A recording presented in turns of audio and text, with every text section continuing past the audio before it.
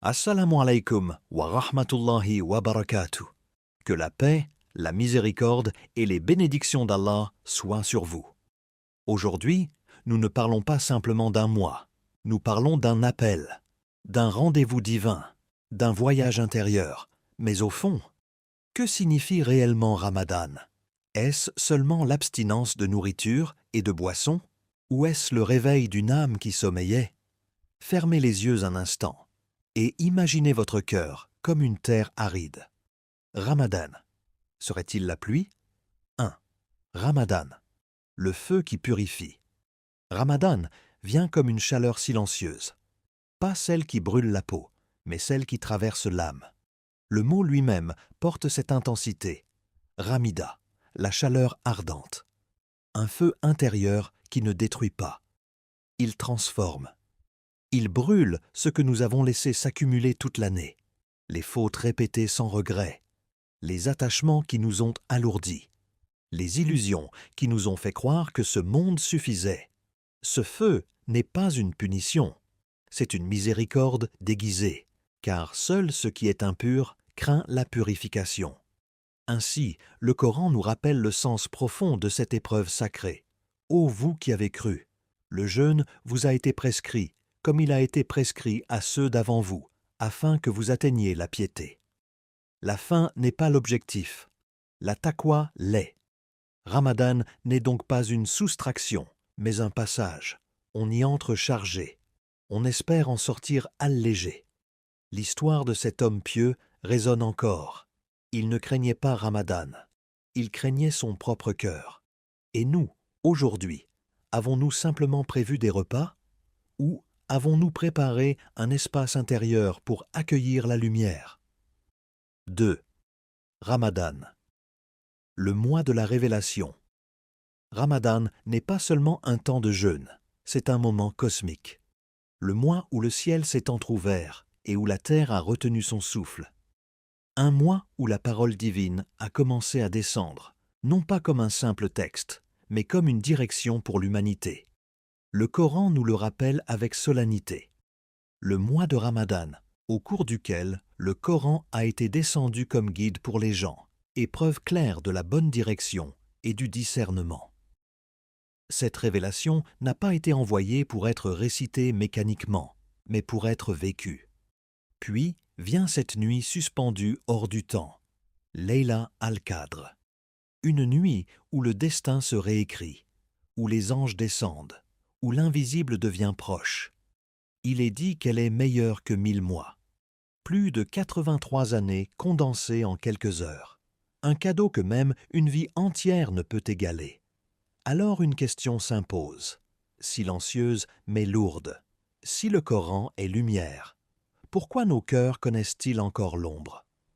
Peut-être parce que nous le lisons avec nos lèvres, mais hésitons à le laisser façonner nos choix, nos priorités, nos vies. 3.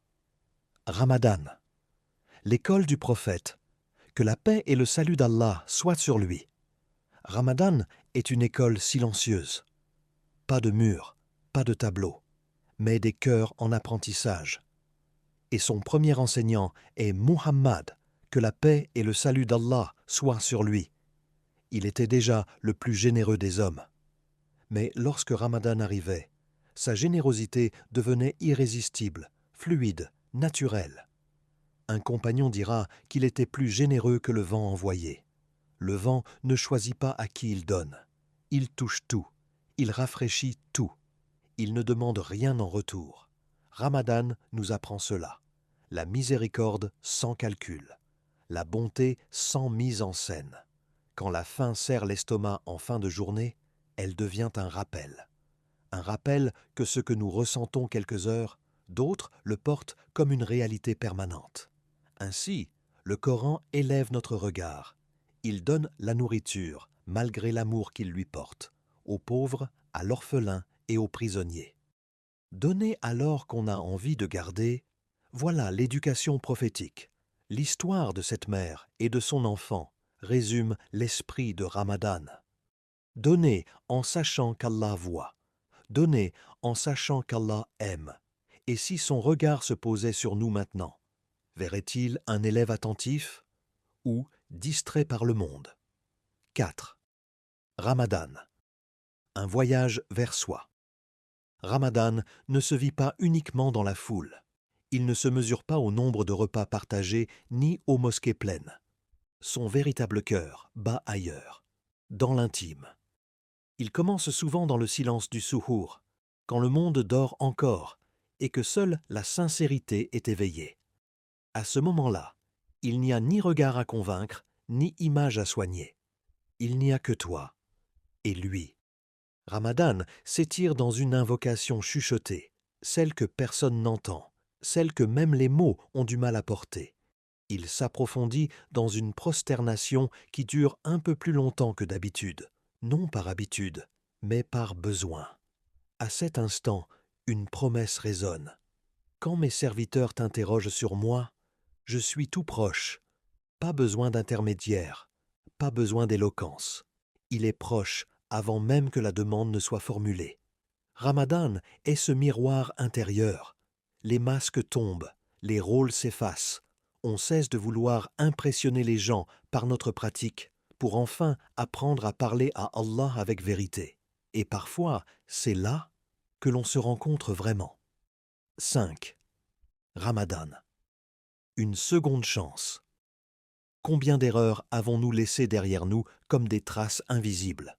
Combien de prières repoussées à plus tard, jusqu'à ce que le plus tard devienne une habitude?